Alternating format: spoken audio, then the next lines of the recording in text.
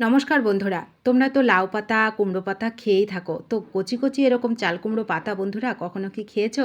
যদি না খেয়ে থাকো বলবো আমার মতন করে একদিন খেয়ে দেখবে, এত মজা পাবে। যখনই হাতের কাছে এরকম কচি চাল কুমড়ো পাতা পাবে তখনই তোমাদের খেতে ইচ্ছে করবে।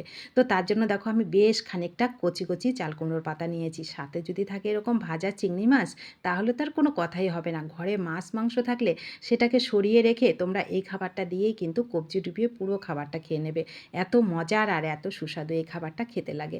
তো তার জন্য তেমন কিছুই করতে হয় না। প্রথমে গ্যাসটা অন করে চিংড়ি মাছগুলোকে আগে ভেজে নিতে হবে।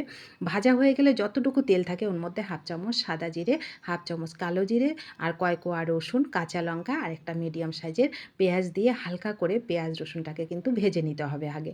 কারণ পেঁয়াজ রসুনটা আগে ভাজা হয়ে গেলে পেঁয়াজ রসুনের যে কাঁচা গন্ধটা থাকে সেটা কিন্তু থাকবে না। তো দেখো আমি কোনো লবণ টবণ কিছুই দিইনি, পেঁয়াজ রসুনটাকে আগে হালকা করে ভেজে নিয়েছি পেঁয়াজ রসুন নরম হওয়া পর্যন্ত। তো একটু যখন ভাজা হয়ে গেছে তখন এর মধ্যে কচি কচি যে চাল কুমড়ো পাতাগুলো নিয়েছি সেগুলো হাতে ছিঁড়ে আমি এর মধ্যে দিয়ে দিলাম। এগুলো আগেই ভালো করে ধোয়া ছিল, তো এটা কেটে দেওয়ার কোনো দরকার নেই।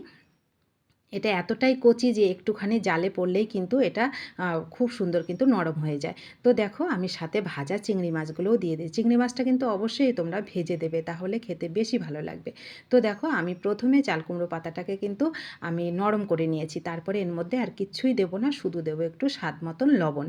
আর চাল কুমড়ো পাতাটা দিয়ে তোমরা একটা জিনিস খেয়াল করবে, বেশিক্ষণ কিন্তু ভাজবে না, তাহলে চাল কুমড়ো পাতার যে একটা সুন্দর ফ্লেভার আবার চাল কুমড়ো পাতার যে একটা কালার সেটাও কিন্তু নষ্ট হয়ে যাবে।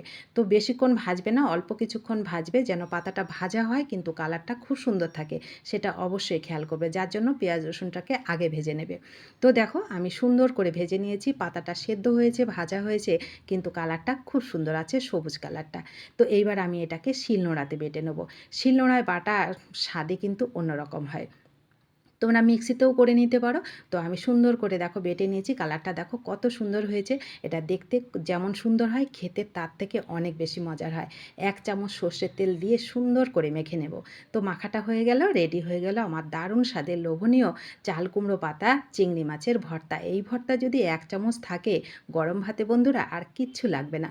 যারা খেয়েছো তারা তো জানো, আর যারা খাওনি তাদেরকে অনুরোধ করব একবার খেয়ে দেখবে, অনেক মজা পাবে। তো এই সহজ লোভনীয় রেসিপিটা তোমাদের কাছে কেমন লাগলো অবশ্যই কমেন্ট করে জানাবে। ভালো লাগলে তৈরি করে খেতে কিন্তু ভুলবে না, আর নিজেদের প্রিয়জনদের কাছে শেয়ার করতেও ভুলবে না। সবাই ভালো থাকো, সুস্থ থাকো, ধন্যবাদ।